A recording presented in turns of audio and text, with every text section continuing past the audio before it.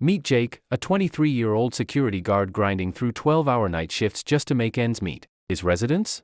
A weary building with a staircase that sent shivers down your spine. The type of stairs folks tried to avoid, as if they knew something sinister lurked there. One eerie night, picture Jake, tired and worn out, a cigarette dangling from his lips, climbing those dimly lit stairs. The air was thick with a strange, crackling sound. He glanced up, and there it was, a peculiar shadow, like a head, peeping at him from the upper stairs. A chill ran down his spine, but he dismissed it, thinking it was just his exhausted mind playing tricks on him. But the unnerving incidents didn't stop. Every night, a peculiar presence lingered on the stairs, and his dreams twisted into a terrifying descent into nightmares. Then, there was the night he saw her, a ghostly woman on the staircase, vanishing into the shadows. A phantom reminder that things were not as they seemed.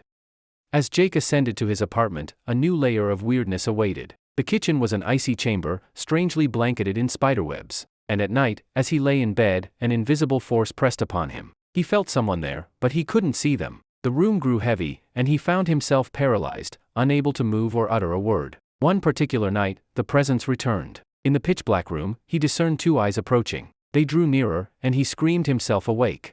A terrifying encounter that left him hesitant to close his eyes again, fearing the lurking shadows in his own room. Then came the night at 4 a.m., the bewitching hour. The kitchen, usually a haven, turned into a haunted battleground. Lights flickered ominously, and dizziness engulfed Jake. The temperature dropped to an otherworldly chill. A glass levitated and crashed to the ground, and an unseen hand tapped his shoulder. The room pulsated with malevolence as a dark entity rose beside his bed, fixated on Jake. Terrified, he tried to flee, but his legs felt like lead. The entity pursued him as he stumbled towards the main gate. Opening it seemed to invite the darkness in, and the entity reached out as Jake fell to the ground. He couldn't scream, yet somehow he rose and staggered down the darkened stairs, fainting in the abyss. The next day, he awoke 2 floors down, disoriented and terrified. Racing back to his room, everything seemed normal, except for the fallen glass.